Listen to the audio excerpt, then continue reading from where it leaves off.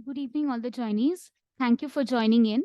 I hope my screen is clearly visible and my voice is clearly audible. Meanwhile, really others join, what we will really do is we'll introduce our topic for today.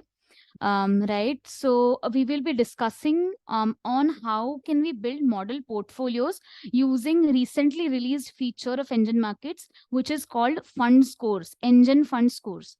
Okay. To understand that, we will first understand what do fund scores mean, and then we will utilize that to build a model portfolio.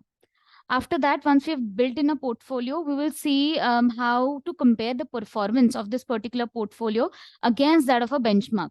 When we are comparing performance, we will also not just understand the return metrics to measure performance, but also with respect to its risk.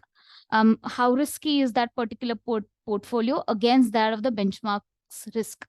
Other than that, we will then move ahead to understand the contribution analysis, which tells us as to the underlying components in the in the portfolio, how much do they contribute to the overall portfolio return, and what can this contribution analysis help you in making a decision with respect to, okay, which fund is a better contributor and which is actually dragging your portfolio return down.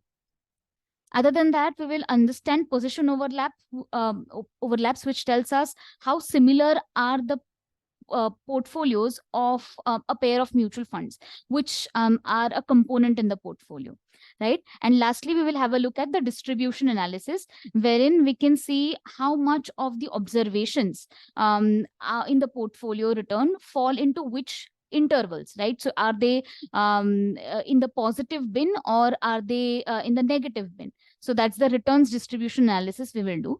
After that, we will definitely throw the forum open for a Q&A session wherein you can get your questions answered. So let us now begin. So this is our NGEN Markets, funds and the compare section, which we will be predominantly using when we will be building model portfolios.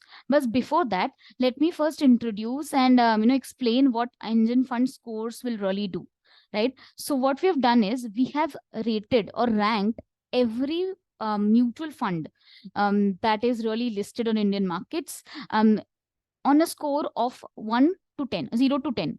Right. So in this case, I've just loaded in one fund, HDFC Large and Mid Cap Fund. And when you load it, you will see on the right hand side a box that there is a fund score that is attached to this particular fund. Okay, so the score is 7.60 out of 10. Now, how have we really arrived at this score? Okay, so we have considered risk adjusted returns to come and arrive at this score. So if you want to understand the methodology, you simply click on this and a new tab opens up like this. Okay, so the first of all, you can see this line chart, which typically tells you month on month since the last 12 months, what was the score of this particular fund, right? So in this case, you can see October, the score was 6.78, which improved to a 7.6 as on November of 2023. Right. So this implies that the scores are updated every month, right? So, December score will be updated very, very soon. But the frequency with which these are going to be updated, that's monthly. Okay. And then here comes the methodology. So now what we have done is we have taken into consideration the AUM of the fund.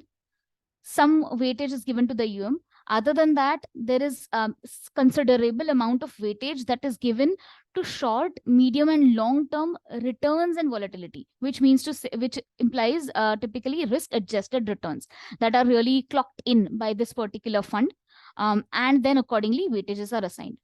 Now, one more important fact to note is if a fund is a very, very young fund, right, which has not really proven its history over a period of time, it will definitely and certainly have a disadvantage in this algorithm that we have run. Okay. On the other hand, if a fund has been around for a considerable period of time, anywhere between 5 years, 7 years, or 10 years time period, then it typically means that, okay, this fund has proven its ability to generate returns over a considerable set of time period, and therefore that will not have any disadvantage over a fund which is around for, let's say, a 20-year time period. Right. So there, that is where we, definitely, that is definitely a pertinent point to note when you're comparing younger funds, right? You will predominantly see younger funds with lesser fund scores, but that is simply because they have not able to prove their history over a time-tested time period, right? That's the reason this is something that is really taken into consideration. Now, one more thing to note is when you're comparing fund scores, these are always comparable with its peers, right? So you can compare a HDFC large and mid cap fund score with any other fund from the same category, right? So in this case, we can definitely most certainly say that this particular fund, HDFC large and mid, with a score of 7.60, definitely is a better fund than a quant large and mid cap fund with a score of 4.95, right? So these scores are comparable intra category, meaning with the funds in its own category and not otherwise. So you cannot compare this particular score with a score of let's say a Parag Parikh Flexi Cap with a score of, let's say, 9, right? Parag Parikh might score a score of 9, but that is from another category. So you cannot say that Parag Parikh Flexi Cap is better fund than HDFC large and mid cap, for the simple reason that these fund scores are not comparable inter category. Okay, so once we've through with this basic understanding of these fund scores, let us move ahead and utilize these fund scores to build model portfolios. Okay, so all you need to do is first go on the NGEN Markets Funds tab, and the only input that will be required from your side is typically the categories that you want to include in your model portfolios, right? So let me consider a couple of categories, and I'm then going to typically have a look at the fund scores of all the funds from those categories. So let's do this one by one. So in this case, I'm going to choose in focused funds as a first category, and then I'll click on close.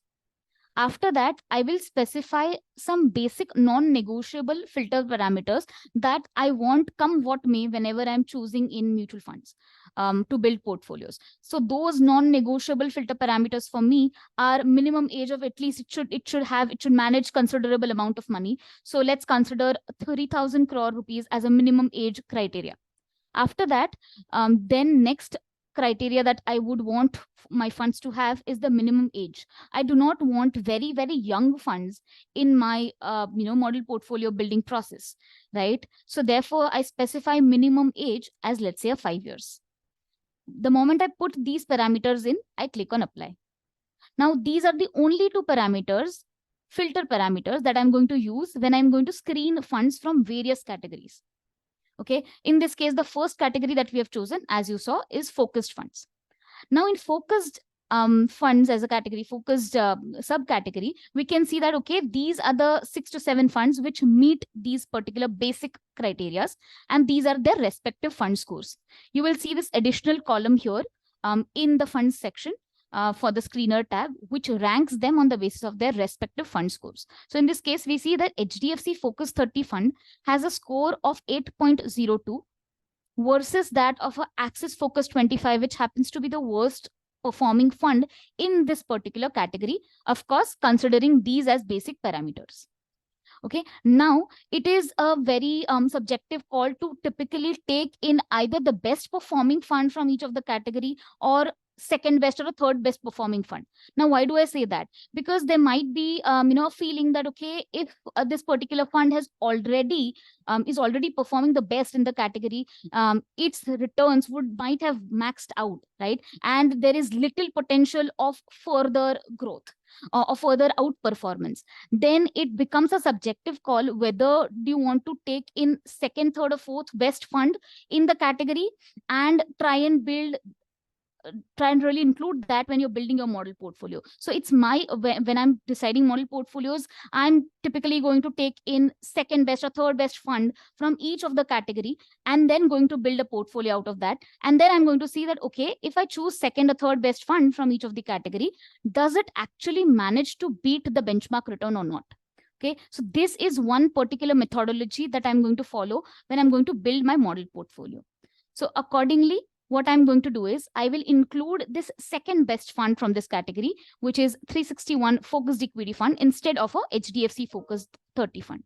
I simply click on add to compare icon, and this particular fund is added to the compare section. One second, let me just clear all of the contents. Okay, so nothing is there in the compare section. Now I then go to the fund section again. I typically choose this fund, and now that comes in my compare section.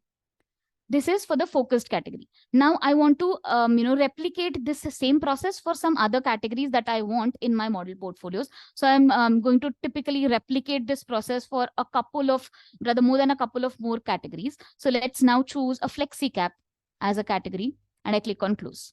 Right, these are the funds that really meet these criteria.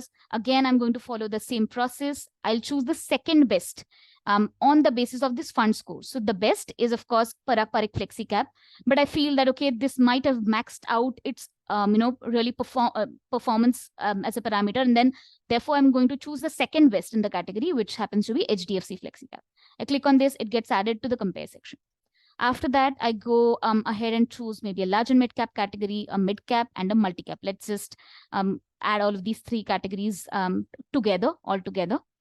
And I simply click on this category, and I can see, okay, multi cap, these are the funds. These are the three funds from multi cap as a category that really specify, fulfill this particular parameter.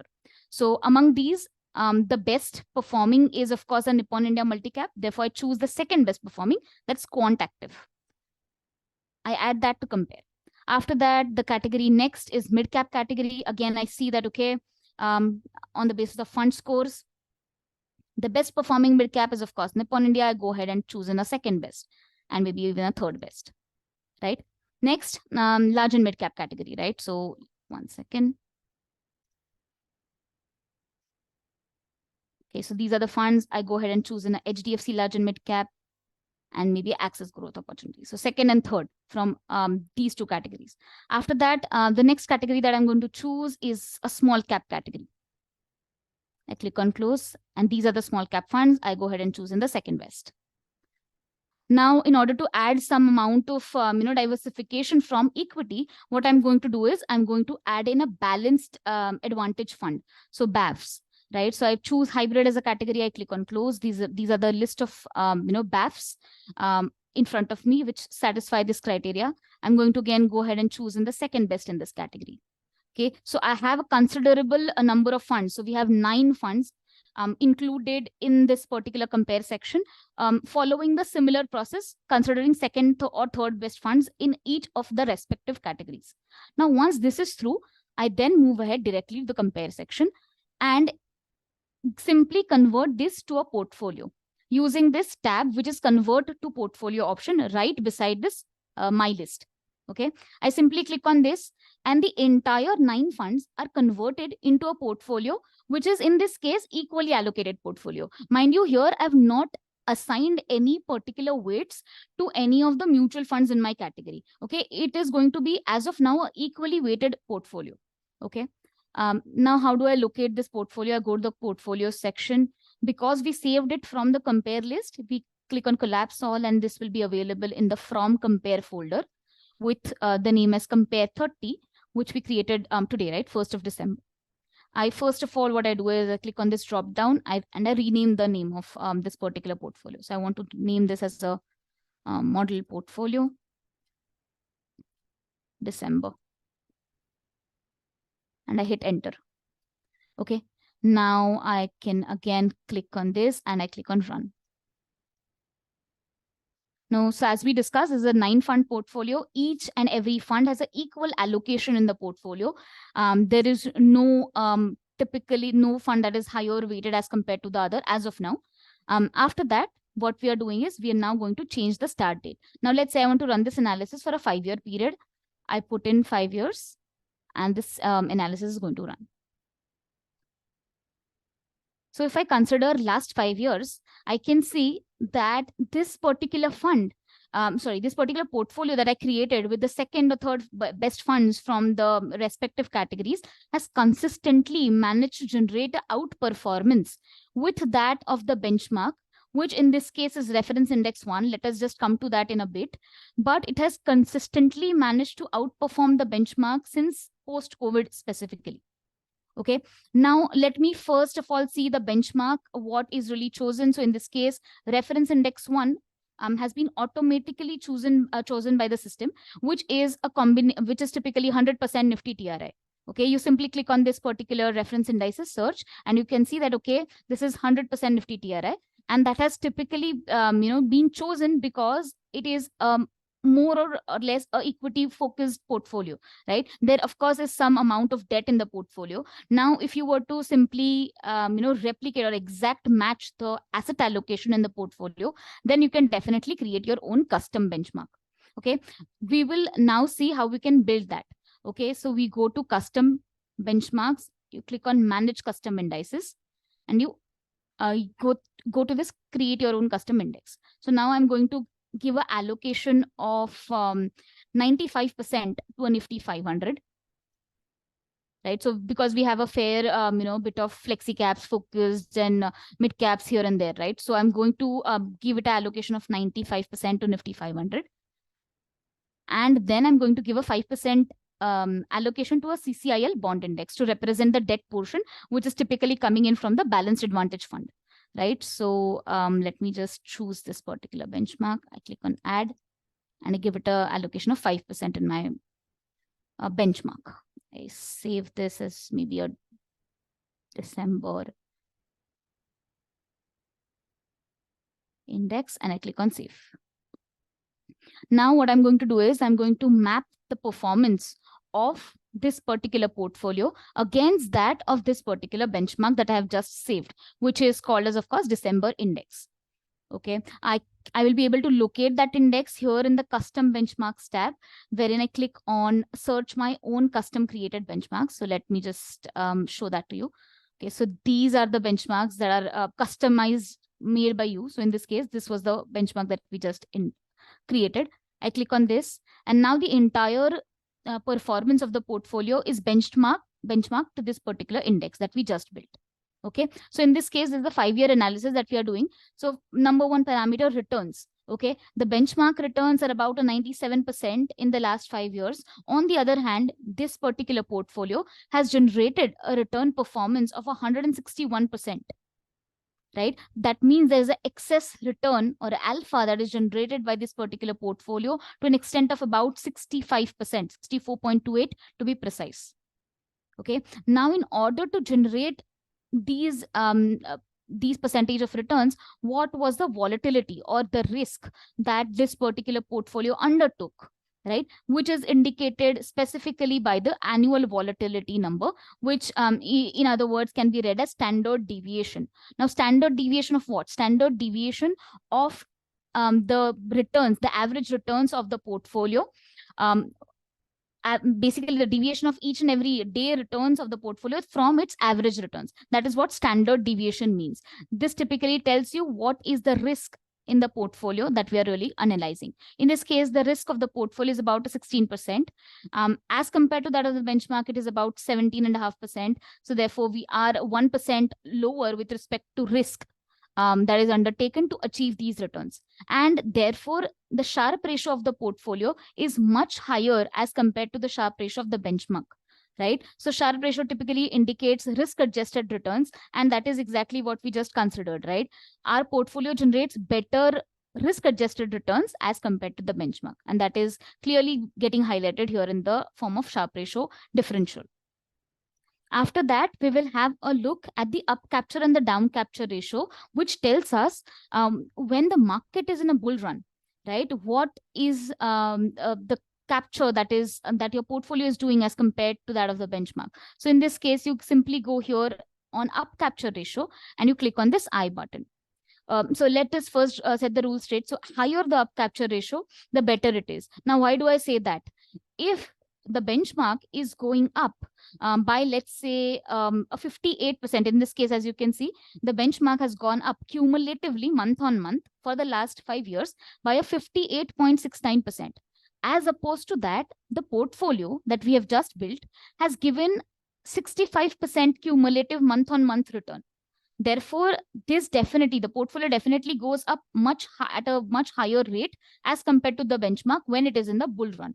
And therefore, I say that up capture ratio higher the better, because then that means that your portfolio is beating the benchmark when there is a lot of positivity in the markets, right? For an example, in this case, you see that, okay, in March 2019, the benchmark went up by a 7.36%. On the other hand, the portfolio went up by a 8.16%. So that's definitely a good thing about this portfolio. And therefore, we can see that higher the up capture ratio, the better it is. Now, exactly opposite is the logic when we come to down capture ratio. It tells you what is the resilience of your portfolio when the markets are in a bearish trend, right? There is a lot of volatility in the markets, and then how resilient is your portfolio. So for that, you simply, and therefore, it's imperative that lower the down capture ratio, the better it is for the portfolio with respect to its risk protection, downside protection. And that is exactly what is visible here. In this case, the benchmark cumulatively month on month since for the last 5 years has gone down 34%.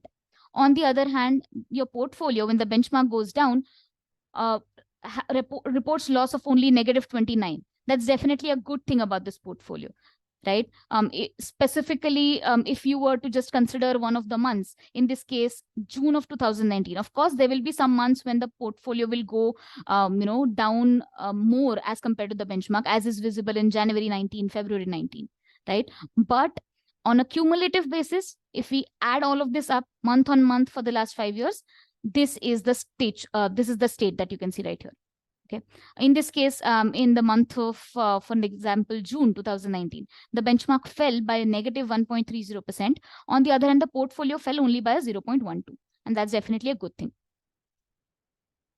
So this is the up capture and the down capture ratio. After that, what we will then see is the contribution. Okay, ultimately, this is a portfolio that we have built, which is consisting of these 9 funds. Okay, but I typically want to see, okay, how much have each of these funds contributed in the overall portfolio return. On a cumulative level, the portfolio generates a return of 161%. But what is the contribution of each of these funds in this 161% for the last 5 years? That I can check in the contribution analysis. The moment I click here, I can see the entire list of funds loaded here. And I can see that, okay, Axis Small Cap has generated highest absolute returns in the last 5 years, right? So in itself, whether Axis Small Cap was a part of this portfolio or not, irrespective of that, Axis Fund has generated a return of 218% in the last 5 years. Now, how much do we have Axis in the portfolio? Every fund is equally weighted. So in this case, Axis is about 11.11% in the portfolio. And therefore, its contribution in the overall portfolio return is about 8%.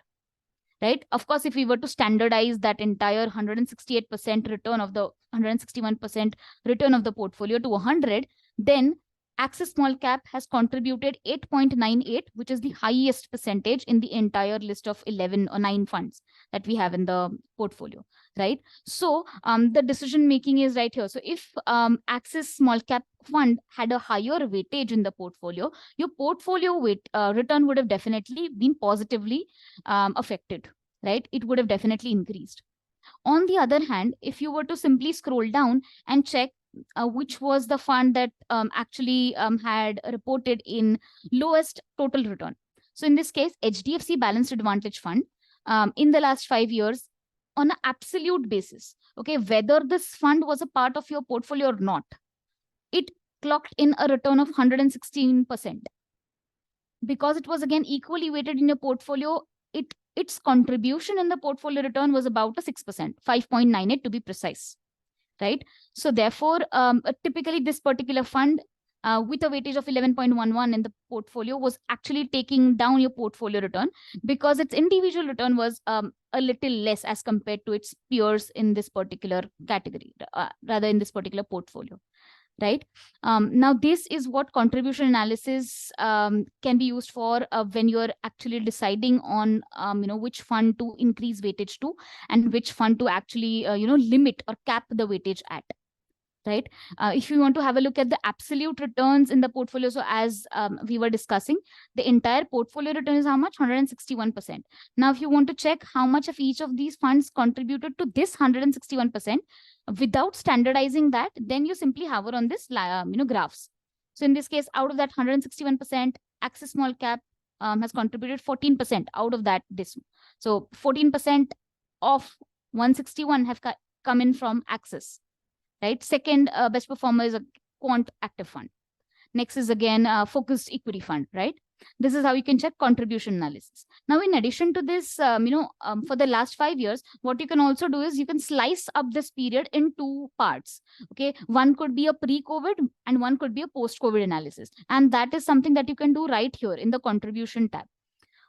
So for that, you simply put in a start date here. So let's take a pre-COVID scenario, which is to say that from the start date that when we are analyzing this. So from 2018, November to February of 2020, right? So that's a pre-COVID scenario. And we check, okay, what was the contribution of each of these funds? 20th of February, and I click on run. Okay, so in this case, last 1.5 years, so exactly 1.5 year pre-COVID, we can see that the highest performing fund was this focused equity fund, right? Second best performing was the Axis Small Cap Fund. On the other hand, HDFC Flexi, Quant Active, in fact, generated negative returns and therefore took the portfolio performance, or rather portfolio return down, right? That exactly this typically changed post-COVID when we saw that, okay, quant active fund, as we were seeing previously, was the best performer in the next 3 years, right? So this is how you can build in scenarios in the contribution analysis itself. Now, in tandem with contribution analysis, you should also check that how diversified is my portfolio, right? So in this case, you have funds from various categories, right? So in stats, you can definitely have a look at that. I have one from FlexiCap, I have one from Focused, couple of them from Large and Mid, a couple of them again from Mid, and of course, one from Balanced Advantage. Now, if I want to check what is the diversification in my portfolio with respect to the common portfolios in these funds, I simply go on overlap analysis. And in this case, we saw that, typically choosing funds from fund scores alone, we have managed to generate or rather create a portfolio which is not very much focused or not very much, concentrated on one particular stock, or for that matter, one particular set of stocks, right? As you can see, the scale, which is here, tells you that the maximum overlap is up to 40% in the holdings of the portfolios of these 2 funds. So in this case, if you were to just see that, okay, between, let's say, Kotak Emerging Equity and HDFC Large and Mid Cap, 22% of their holdings are similar, right? And what are these similar stocks? You simply click on this 22% and you can see these, right? So ICICI Bank as a stock is held by both of these funds, of course, to varying degrees, right? HDFC HDFC Large and Mid Cap holds close to 3% of its AUM into ICICI Bank. On the other hand, Kotak Emerging Equity Fund holds just about 1.30% of its AUM into ICICI Bank as a stock. And therefore, the lower of the two is going to be overlap, right? Therefore, cumulative basis, if we add this up, that comes to an overlap of 22% between a Kotak and a HDFC, right? And in this case, we can see that, okay, no, none of the funds have overlap beyond 40%. That typically means, okay, we have managed to create a pretty diversified portfolio, right? That is the significance of overlap analysis. And then lastly, coming to distribution analysis, which typically tells you that how many number of days in a particular year. Now let's consider, we were until now considering 5-year analysis. Let's simply now consider last 1 year. And if I were to check out of the entire 260 to 52 days in the last year, how many number of days was my portfolio generating a positive return? It could be positive return by, let's say, a 1%, 2%, fine. But single day return, how many number of days were such when my portfolio generated a positive return, and how many were such when my portfolio generated a negative return, right? That is exactly what is indicated by the distribution analysis, returns distribution analysis. So in this case, let's first understand what all parameters are mentioned right here. What I've done is first I've put in a start date of 1 year, right? So now we are doing this analysis from 26th of February 2022 till 30th of November, right? In that period, the number of observations are 248. Now, number of observations, by number of observations, I mean number of days. And why is that so? Because the return period here is chosen as days from this drop down. Okay, so that means from 26th of November 2022 until now, there have been 248 days. Out of these 248 working days, there were 83 working days were such. Frequency, as you can see, is 83 when I hover on this line chart, bar graph. Okay, that typically means that 83 days were such when single day return of this portfolio ranged between a positive 0.18 to a positive 0.6372. Right. On the other hand, if I were to check the best day for this particular portfolio, how many days was such when the return was highest, positive highest return? So in this case, there was one particular day in the last 1 year when the portfolio return, one single day portfolio return, ranged between 1.5 positive to 1.99% positive return. Mind you, this is single day return from this portfolio, and this portfolio is consisting of only mutual funds. We do not have direct stock holdings here, right? So when we say that, okay, the portfolio of mutual funds went up by 1.5% to close to 2% in one single day, that definitely speaks a lot, right? On the other hand, if you were to simply check the worst single day return of this particular portfolio, simply hover on the extreme left-hand side, right? So this is, as you can see here, is the x-axis, right? And on the x-axis, we have return intervals or return bins, right? So here I can see that I hover here and I can see there was one such day. Frequency is 1. That means there was one such day when a single day return of this portfolio was between a negative 2.53 to a negative 2.07. Okay. Now, if you were to see overall picture, then we can see that, okay, total number of days when the portfolio generated a negative return that are appearing right here in the form of this frequency table. And then you can typically download this up, right, in an Excel, and we can see how we can use this to understand the skewness part, right, which indicates whether the lopsidedness of this particular distribution table was towards the left-hand side, which is in the negative quadrant, or was it on the positive quadrant, which is to say, was it negatively skewed or was it positively skewed? So I've simply downloaded this frequency table. Let me just access it.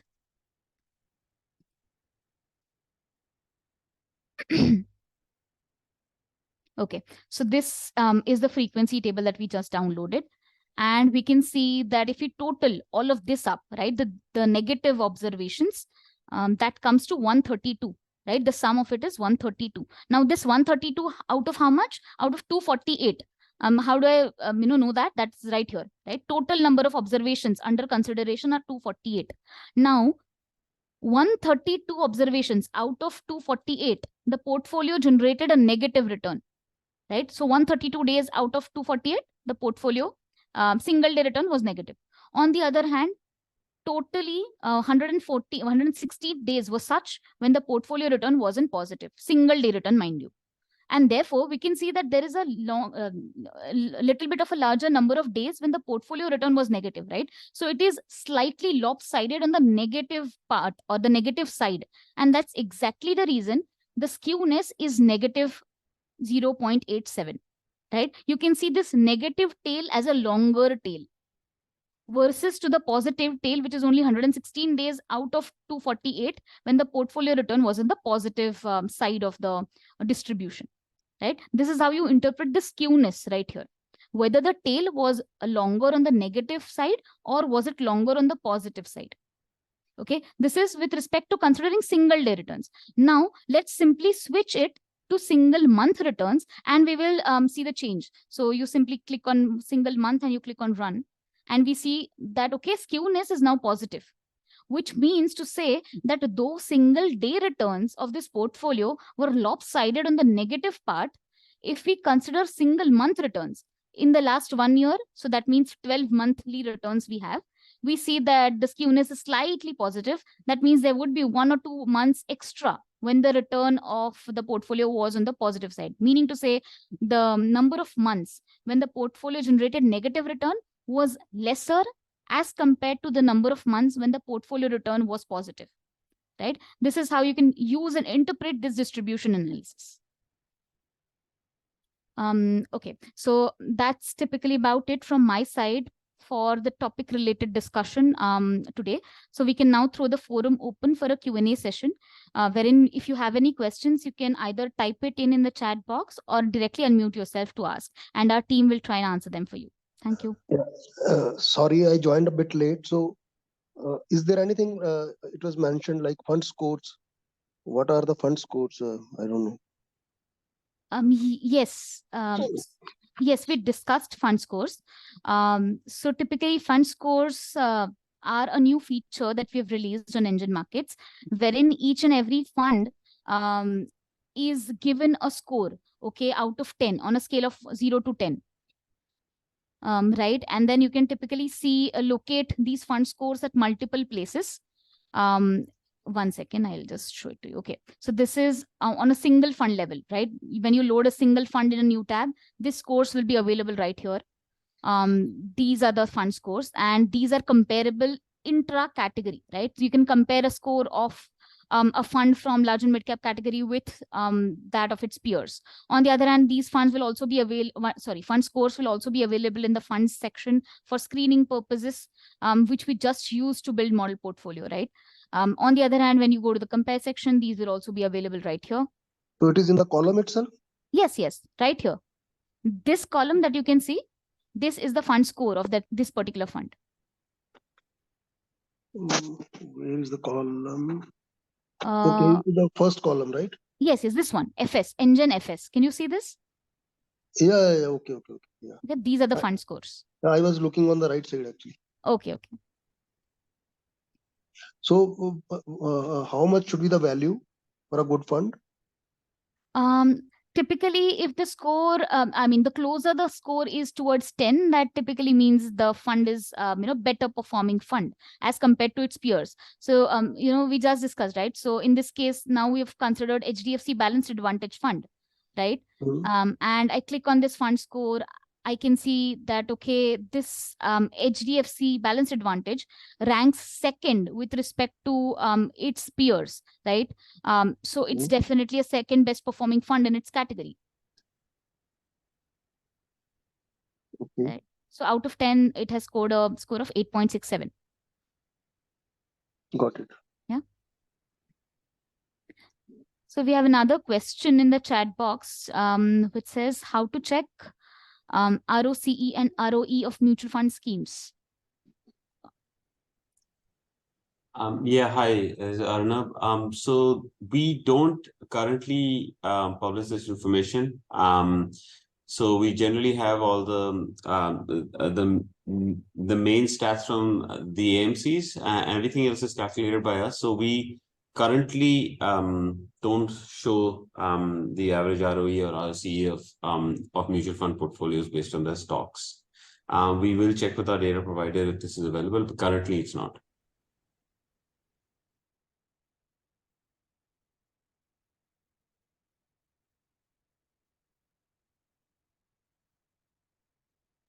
Hello. Yeah. Yes, A query. Could you elaborate a bit more on what kind of weightage goes behind arriving at the fund score? That is, you mentioned AUM, period of since inception, risk return. What kind of weightage in terms of percentages? Sure. So about 10% is allocated to the AUM of the fund, and the remaining 90% is allocated purely to risk-adjusted returns. So looking at things like looking at your returns over the medium, short, and long term, looking at volatility over the medium, short, and long term. We also don't go beyond 5 years for performance. So it's a pretty relatively simple method. We have tried many other more complex methods. But generally speaking, when we back test the scoring mechanism back in time, adding more complexity doesn't really add any kind of predictive power or anything extra. Of course, the score algorithm may sound more complex, but in terms of real value, I think just what we found is sticking to a simple risk and return analysis over various time periods is the bulk of the score. Right. So you mentioned that if a fund is not available for a longer period of time, automatically the score would go down. So this is because of the 90% weightage you give to the risk and return over short medium. That's correct. That's correct. So below 1 year, it won't have a score. After 1 year, it will start to get a score. But until it has about 5 years of performance, it won't get a full score. So something that is 2-3 years old only might get a decent score, but will not. Its returns will not be fully utilized because there isn't enough data. Thank you.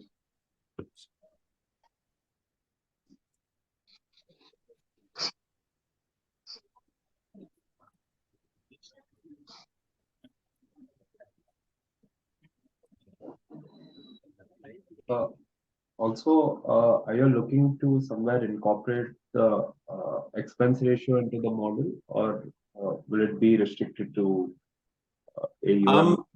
So currently we aren't, because obviously this is to judge the performance of the fund itself. I mean, we aren't really using how cheap a fund is to determine whether it's good or not. Having said that, maybe because these scores are relative within the category itself, it might make sense that let's say if a small cap fund is happens to be the cheapest, yeah, we can try. This is not something we've tried. We can try to see if that produces any value. Okay. Thank you. Yes, you are asking a question. Yeah. So see, 2018, the SEBI came out with this fund categorization and all, right? After that, a lot of funds changed their style or moved into a different category from what it was earlier, right? Okay. So when you are using the 10-year performance data, and there have been cases of fund mergers, etc. Yes. So when you're using the 10-year performance data, you is there anything that you're taking care of that also? So a micro cap fund could have now been named as a small cap, or a multi cap is now become a flexi cap, while the fund house has launched a new multi cap. Right. So typically when you come to funds section, right, and you go to categories, right, so these category funds, when you are seeing right now, their current classification is flexi cap. Only those funds you will be seeing in the flexi cap as a category heading, right? The funds that were previously into flexi cap, rather in from some other category, maybe multi cap, and then now into flexi cap, those will be included because as of now they are into flexi cap as a category. Exactly. And that will be reflected in this so category that kind of skews the fund's performance data, right? Well, basically, sorry, we got cut off. So we're talking about if a fund's categories changed, is that right? That's right. So earlier, let's say there were a lot of multi-cap funds, which when SEBI came out with the categorization, they moved it to flexi, and then they launched a new multi-cap. Right. A micro cap moving into, or a mid cap becoming a small cap, and the fund house launching a micro cap or whatever. So that data is not, I mean, last 3 years data is probably comparable, or last 4 years data is comparable, but data before that categorization of, or there have been cases of fund mergers. Right. So those are not really same category data. Sure. So if the category of a fund has changed over time, yes, that you're right, that will affect it. I mean, to be honest, in that case, we either don't consider that fund, there isn't really a nice solution to that problem. I understand what you're saying, but yeah. So could we at least have a flag of saying that this was earlier this category and has now changed since this date, or there's been a merger of these two funds or something of that kind? Okay, that's a good idea. Yeah. So we don't currently have such a list, but I'm sure that it can be created. Yes. So we can definitely put flags on funds which have changed category or have been merged or changed. So while we may still choose to use the score, we know at least why there could be a differential, or Yes, makes this. sense. Makes And sense. another question is this risk return thing. The equal weightages across the years, right? It's not that you give higher weightage to recent performance or anything of that kind. Absolutely right. We don't give higher weightages to to a longer period or a shorter period. It's considered equally much in the same way that if you were to look at rolling returns for consistency, that is something that might be added to the fund score over time. We're doing some research on that because that seems to be a very good predictor. This is basically what Prajakta is showing on the screen here. So the positive percentage here, we have seen that building portfolios using this as one of your filters has a pretty dramatic effect in performance. So rolling returns may be something that will be featured in the scores going forward. Yeah, that can make a lot of sense.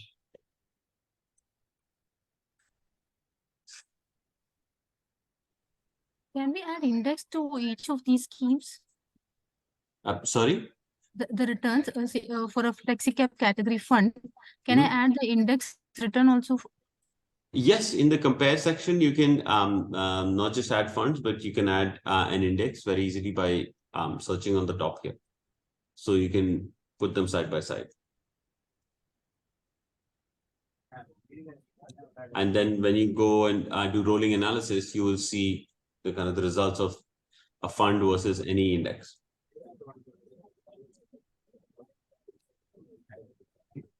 Okay. So now when I have added the fund, and should I again rename the file portfolio? Yeah. So here this is the compare to the same portfolio. Yeah. So here, yeah, exactly. So if you just type a name and save this list, it will save it. If you type a name that already exists, it will just simply overwrite it. Oh, fine. Yeah. Also, if you convert to portfolio here, will the index be considered as a part of the portfolio, or? No, it will not, unfortunately. What will happen is when you convert to portfolio, it will take everything that is a fund or a stock and ignore the index. Typically typically the if it really has an index, it will not run typically the analytics, right? It will get stuck if a component is so it's where index. So we'll fix that. So generally speaking, you can't add an index to a portfolio. If you really do want to, one way is to go to My Securities and upload the data from there, and you can add custom securities to portfolios. So that way it's possible. Okay. So here I have to, for each category, I have to give a different index and run the portfolio. Is that right? If that's yes, if you want to add an index to a portfolio, then you'd have to do that. Yeah, that's an issue. I mean, we can look into letting users add indices as part of a portfolio as well. We can try to see if we can get that done.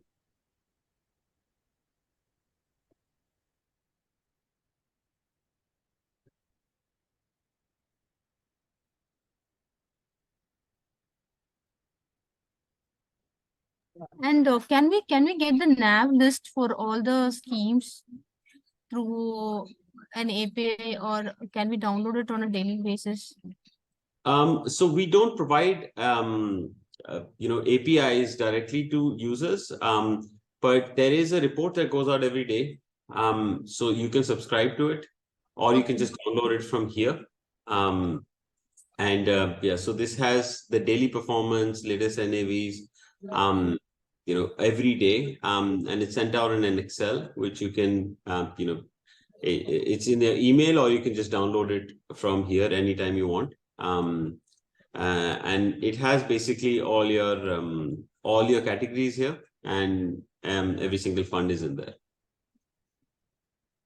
I will just show you. So here, it's just a slightly interactive Excel. So you can, for example, go into FlexiCap and you'll get the latest data, some stats as well. Obviously, the NAV is there. Yeah, so this is always available. Okay. Does it have a ISN also? Well, it has an AMFI code, not ISN though. ISN code. Okay. And can we add bonds also to this? This Excel is only for mutual funds. No, not this Excel. In the portfolio. Yeah. So we can't add bonds directly, but again, with custom securities, you can basically add anything you like. So if you have a representative time series of a bond holding, let's say starting from 100 and then going up and down as a result of that bond's historical price, you can easily add that here. And then once you add it as a custom security, you can just add it to the portfolio. So Prajakta, let's just quickly show. If you were to edit this, so you can basically add a custom security here. And you choose the bond that you just added and give it an allocation to your portfolio.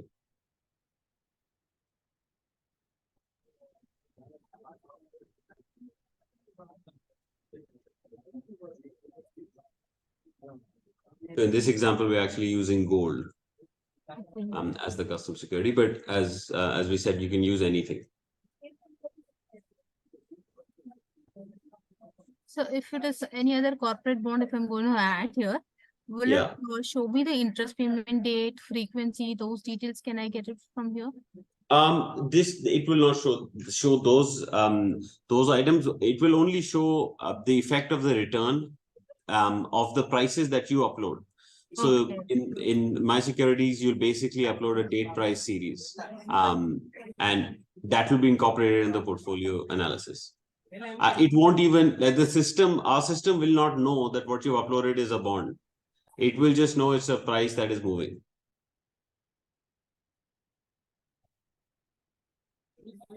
Okay. Thank you, sir. No problem.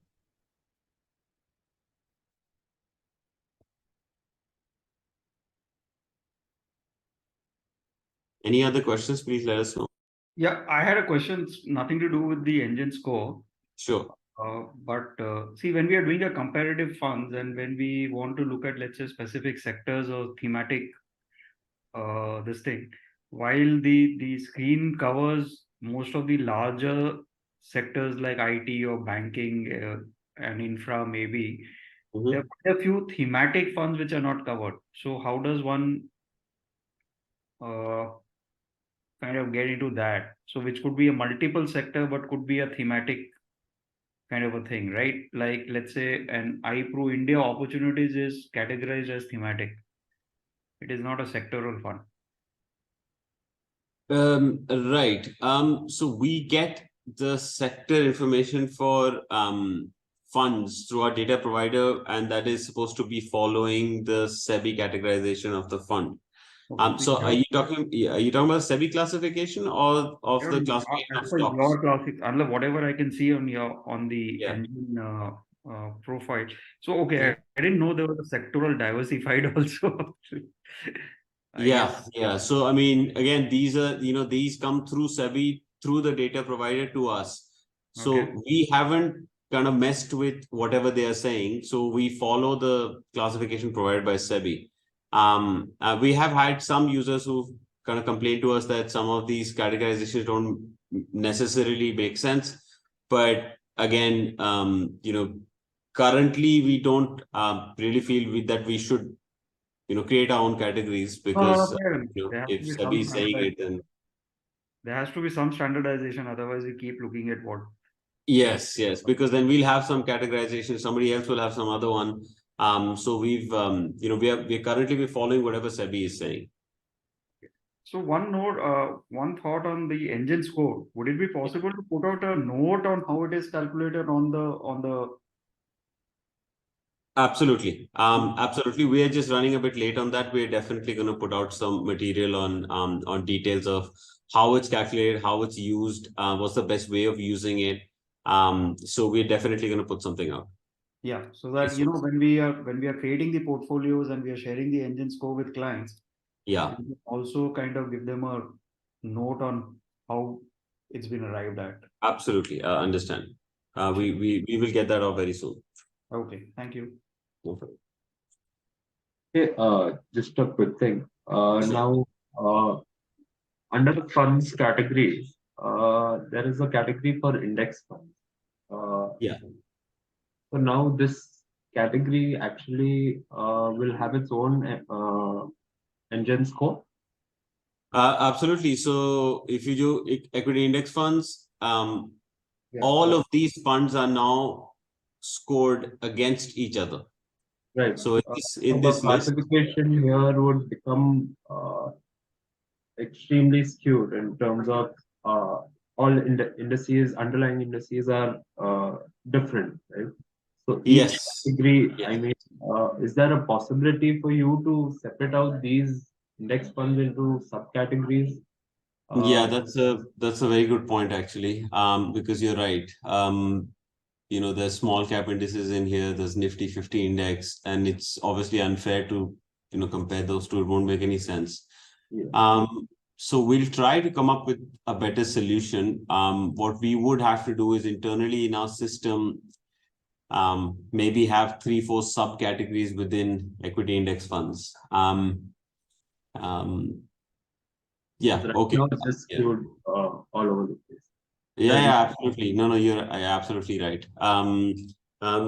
Okay, perfect. Radhika, let's write this down. We can, if it's easy to kind of distribute these funds amongst maybe 3, 4, 5, 6 categories, then we should probably look at doing that anyway. Yes, sir. Yeah.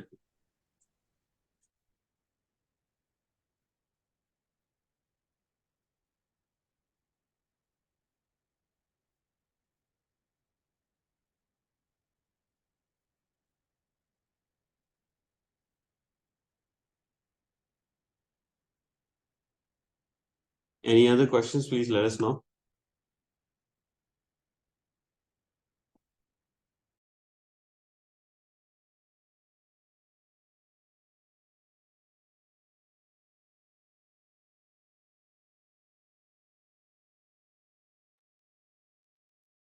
Okay, if there's nothing else, Prajakta, we can close for today. Yes, sir. So thank you everyone for joining in. Sorry for the technical glitch that we faced in the middle. The entire webinar recording would be uploaded on our YouTube channel in the next week, wherein we'll try and consolidate both the recordings and the parts of the webinars, wherein you can find the entire webinar together. So the link to our YouTube channel is right here. You can simply go here, and this is our YouTube channel. The entire playlist of webinars is created. Already 86 plus webinars are already uploaded. There are some 1-odd-minute shorts as well. You can have a look at those too. So thank you again for joining in. Do stay tuned. We'll come up with an exciting topic next week again. And have a great weekend ahead. Thank you.